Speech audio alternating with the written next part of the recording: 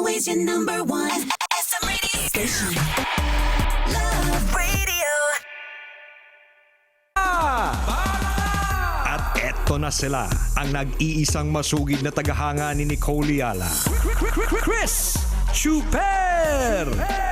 Kasama ang nag-iisang die-hard fan ni Chris Chuper, Nicole Hiala!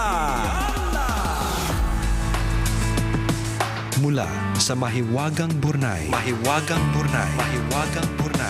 ang kwento.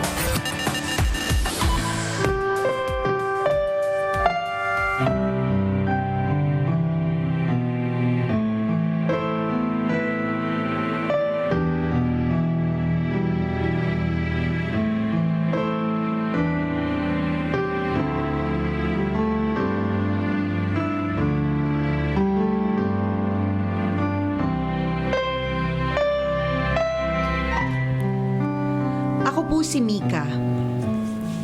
Panganay ako sa 3 magkakapatid. Lumakay ako na laging nasusunod ang luho hanggang sa bumagsak ang pinansyal na estado ng aming pamilya. Mula grade school hanggang high school ay palagi akong valedictorian. Gayunpaman, napakaraming pagkukumpara at masasakit na salitang naririnig ko mula sa aking pamilya. Sobrang taas ng expectation nilang lahat sa akin, kaya sobrang focus ako sa pag-aaral. Hindi ako pwedeng bumaba ng second honor dahil siguradong mapapagalitan na naman ako.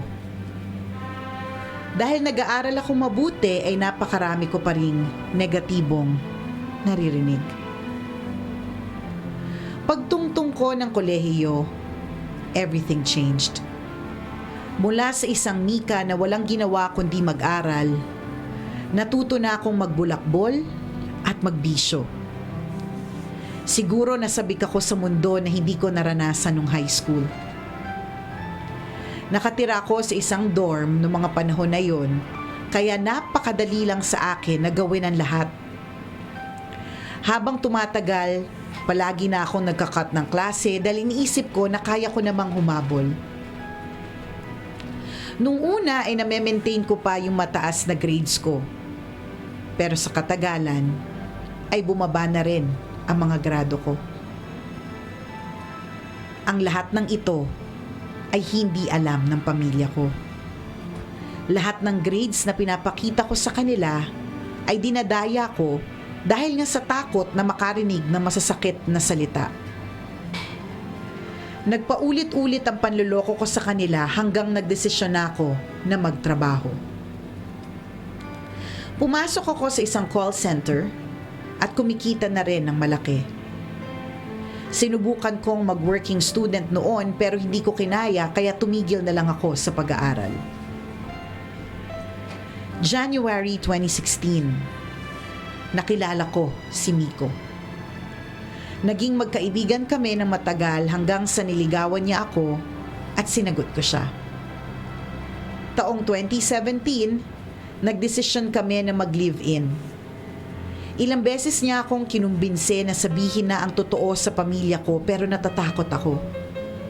Naisip ko na kung paano nila ako itatrato at naisip ko rin ang lahat ng disappointments nila sa akin.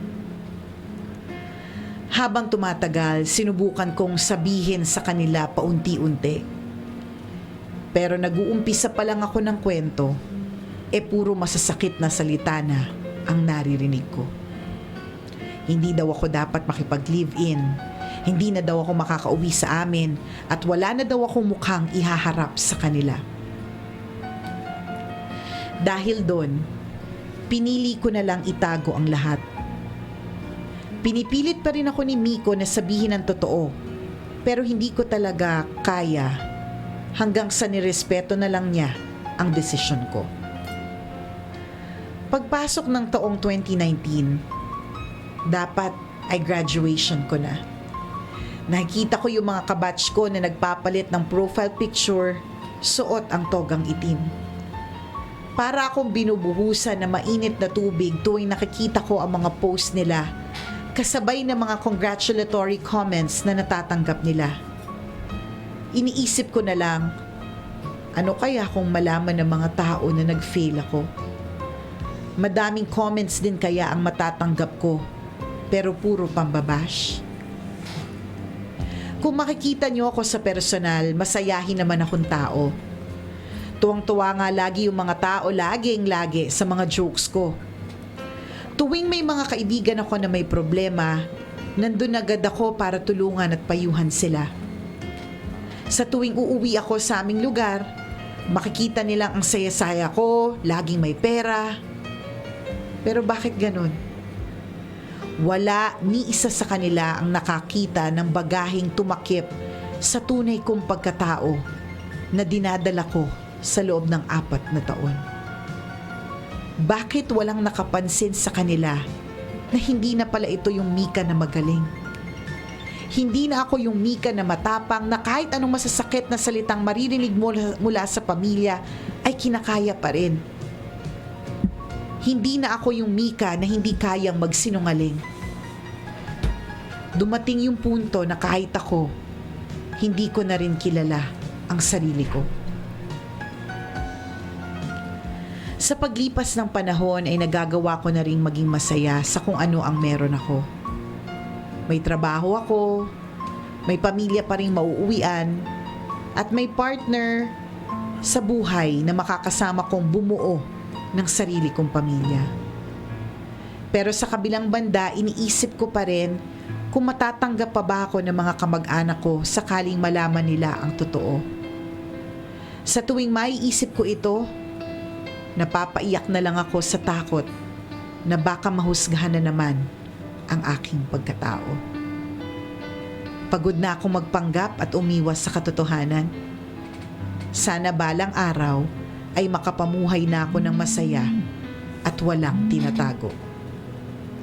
Ako po si Mika, isang tambalanista, at ito ang aking kwento.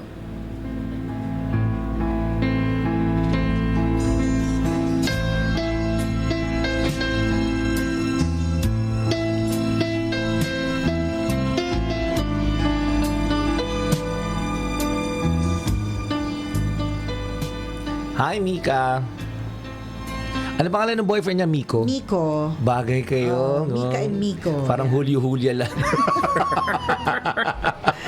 Diba? Bagay. Bagay kayo dalawa. Sabi mo nga, ipangarap mo naman magkaroon na ng sariling pamilya o magtayo na ng sariling pamilya kasama si Miko. Napakalaking bagay talaga nung opinion ng pamilya sa lahat ng ginagawa mo. Pag kumontra sila, ang sakit minsan eh. Correct. Kahit alam mong tama naman yung ginawa mo, masaya ka naman sa ginawa mo, pero pag pamilya ang nagsalita, nanay at tatay mo, tapos against the belief nila. Ang issue ko, nanay at tatay ba ito ako mag-anak? Kasi puro kamag-anak yung sinasabi Parang mo mga kamag-anak. Ayan na naman tayo eh. Yung mga kamag-anak na yan. Huwag kayo na ikisaw-saw. Alam mo, yan yung malaking problema kung lumaki ka sa compound na mga magkamag-anak. correct.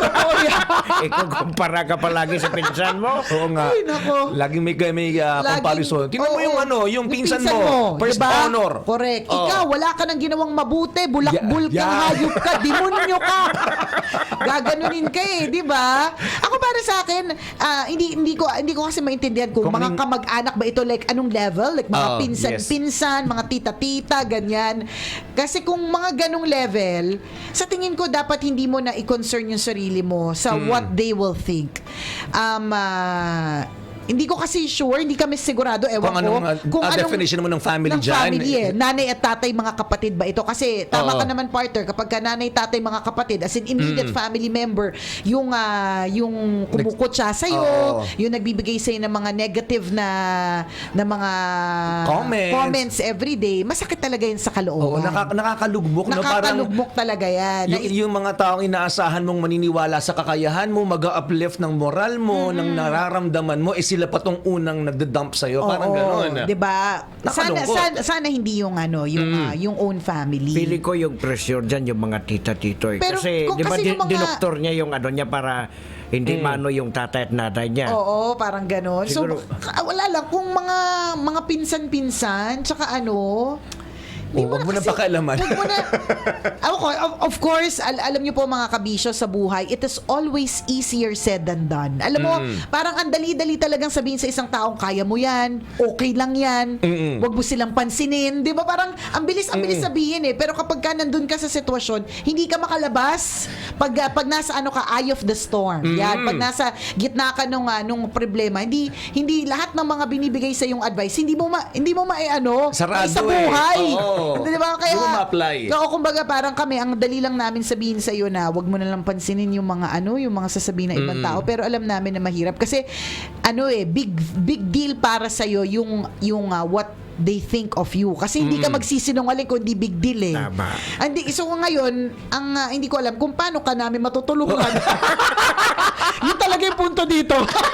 Actually, Hindi ko alam. meron akong kakilala diyan na parang gano'n din, same situation diyan sa na parang hinuhusgahan na porket ganito ka, balang araw, wala Kang mapapala, ganyan. Instead na magalit yung siyempre yung galit nandun, parang ginawa niyang motivation na darating ang araw na Diba? mali yung sinasabi niyo. Ngayon, nung bumalik siya, ang sabi ng yung mga tito niya, tita niya na kumagalaban Hinusgahan sa sa kanya, kanya siya. parang pinagmamalakin siya. Oo, Ay, diba? ngayon pamangkin ko pala. Diba? Ganyan. Yan. Ang sarap Ganun ng talaga feeling na yan. ganun. Ganyan naman tayo. Nung wala. Wala pang masabi sa buhay yung tao. Wala, hindi mo rin Pinatatwa nyo. pinapansin. Hindi nyo tinuturing na kamag-anak ka. Nagkaroon ng achievement.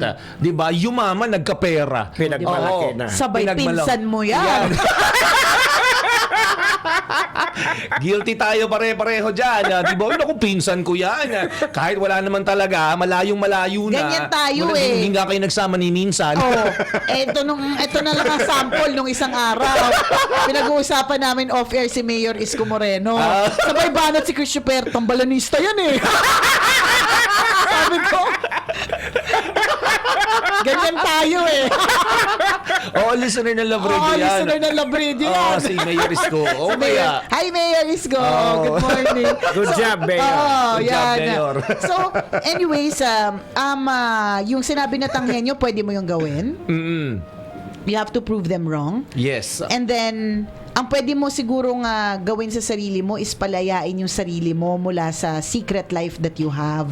Kasi habang nakatago ka at habang ang hirap mahirap yung hindi ka malaya. Maliit Correct. yung mundo mo. Oo, ang liit ng mundo mo talaga, promise. Parang ito yung sinasabi namin kahapon tanghenyo, parang ka nasa loob ng sasakyan na walang gas. 'Di ba? Nandun ka lang, ang liit ng mundo mo, wala kang direksyon, wala kang patutunguhan. So, uulitin namin, mas madaling sabihin, mahirap gawin. Pero pwede mong unti-untiin na talaga. Ngayon, kung ang issue mo talaga is yung sasabihin nila, issue mo namin yun ever since. Baka kailangan, hindi mo na siya gawing issue.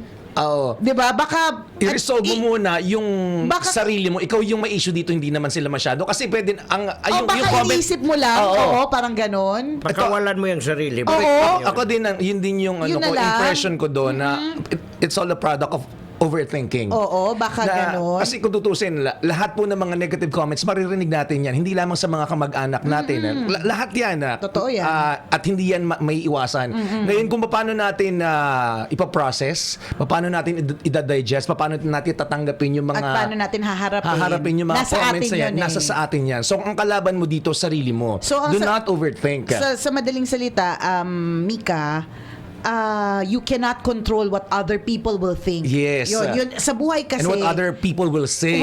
Sa buhay kasi, hindi mo, yan yung may mga bagay na makokontrol at hindi makokontrol. Correct. So, yung opinion ng iba, hindi mo yan makokontrol. Tama. In fact, kahit na magpa-press release ka, press con sa mga kamag-anak. Yan. Di ba? Magpa-press con ka sa mga kamag-anak na ganito yung nangyari sa akin, masyado kasi niyo akong pre-measure, Yan. kaya ito yung naging produkto. Kahit na magpa-press con ka, umiyak ka dyan, umiyak ka ng dugo, plema, lahat, magpaawa ka, hindi mo pa rin makokontrol kung anong iisipin Yes, nila. may Ibig sasabihin at may sasabihin talaga sila sa'yo. Diba? Pwedeng kahit na umiyak ka ng dugo, ipinalawanag mo kung ano yung pinagdaanan mo masakit, pwedeng meron na silang opinion tungkol sa'yo eh. Diba? So, Correct. hindi mo na yon makokontrol. At kung lagi mong poproblemahin yung mga bagay na hindi mo makokontrol, hindi ka talaga magiging malaya, friend. Tama. So ngayon, kahit mahirap, yun yung pwede mong gawin. Ang kokontrolin mo ngayon is how you will react to them. Tama. How will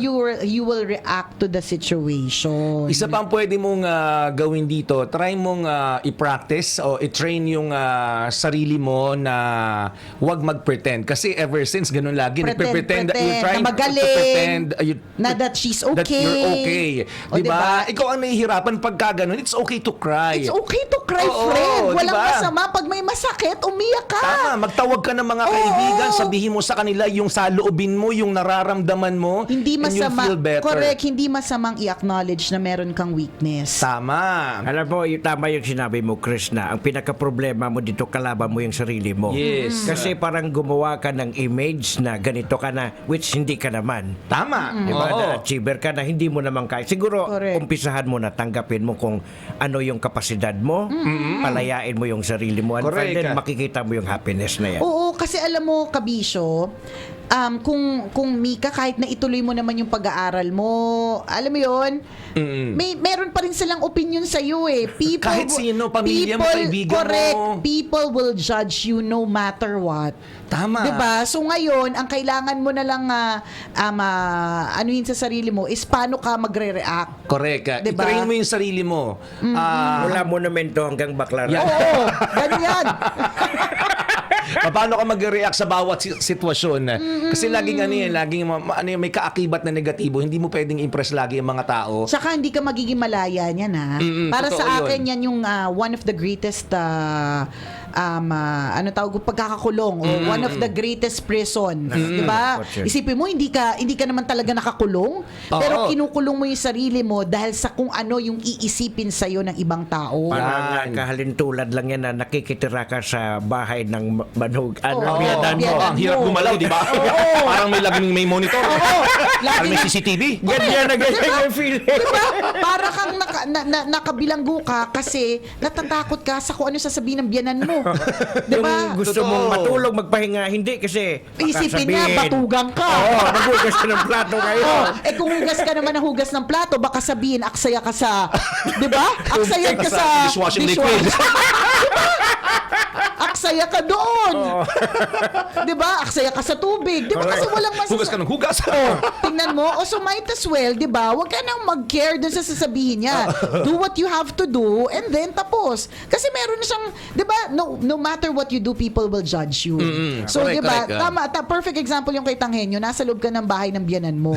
No matter what you do, she will judge you. Kung siya yung tipo ng biyanan na gano'n, hindi naman lahat ng biyanan ay gano'n, di ba? Grabe naman kayo sa Grabe naman biyanan. kayo. Grabe naman kayo. Sa clarify ko, hindi lahat ng biyanan ay gano'n, di ba? So, no matter what you do, she will judge you eh. Matulog ka ng mahaba, i-judge ka, batugan. Tama. Di ba? Mag-ayos, hindi ka mag-ayos, i-judge ka, hindi ka na nag-aayos. Yan. Mag-ayos ka, tatawagin ka, ano ba yan? May asawa na, nag-aayos pa. Pag nagluto ka, Oo, sabi diba? maalat. Maalat. Pag hindi ka naman nagluto, sasabihin ang tamad-tamad mo. Alamunin ka, di ba? Kakain lang ang alam mo. Correct. Diba? Magluto ka ng konti, sasabihin, sarili mo lang ang iniisip mo. Magluto ka ng marami, ang sasabihin mo, ano, mayaman? Nag-aaksaya ng pagkain. Kailan lang ba tayo kakain dito? Ba't ang dami mong niluto? So, diba? Ang dami mong alam.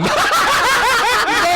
Nakaka-relate ako dun sa dun sa aspetong people will judge you no matter what.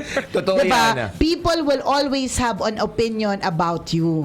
So why care? Tama. Hindi mo naman kailangang ipaliwanag ang sarili mo sa lahat ng tao. Basta alam mo kung ano yung totoo. You are, alam mo yun, alam mo kung sa sarili mo na may kahinaan ka. Alam mo na hindi ka perpektong tao. Tama. Diba? Isa rin yun na dapat. Dahil tama. talaga. The art of dead ma. Mga demonyo. Diba? Dahil mga demonyo. Isa pa yun, dapat mong... The art of dead ma. The art of dead ma. Isa pa rin na dapat mong i-acknowledge. Lahat tayo may kahinaan. Oo, lahat. So don't feel bad kung mag-fail ka sa isang bagay. Babalik ako sa favorite quotation ko. Ito na Yan. naman. Biblical ano ba to ulit? Biblical. Natawa ako kahapon. Hindi na, nasegue na sa ibang usapan. Hindi na hanap yung biblical Hahanapin ko passage. ulit. Diba? Hindi ko naman siya, hindi ko siya, one of my, one of my, yung mga tumatak, at alam nyo nito, John 8:7. O, kanya-kanya na pong Google yan. Mapagal ang net ko.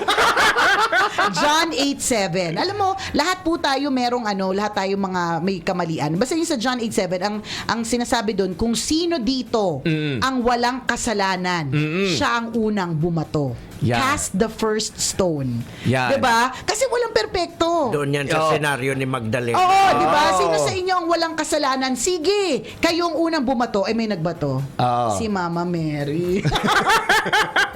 Ako yun, sabi niya. Anyway, di ba?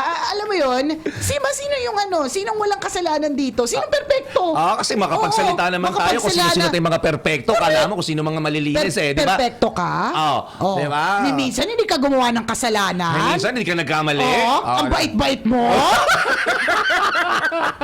Di ba? Makapangusga tayo ng ibang tao, di ba? Makapangusga ka. Alam mo yung kwento?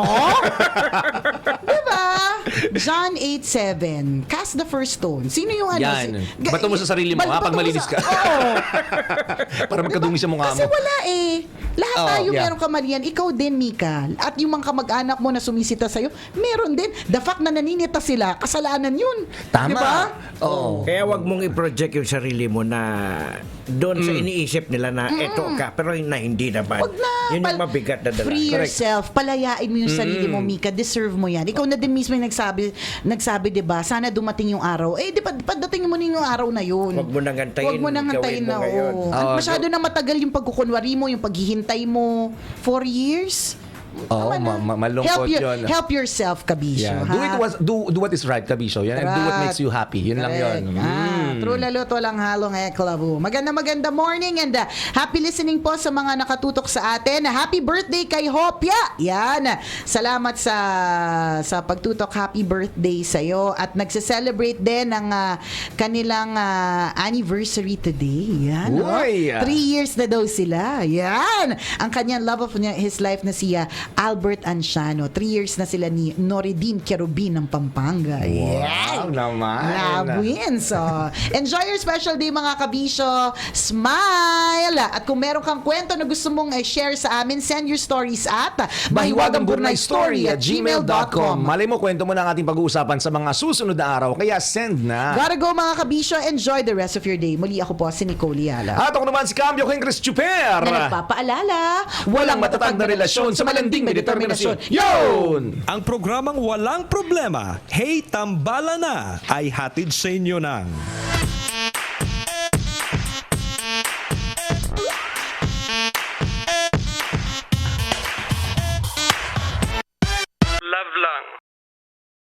Always your number one.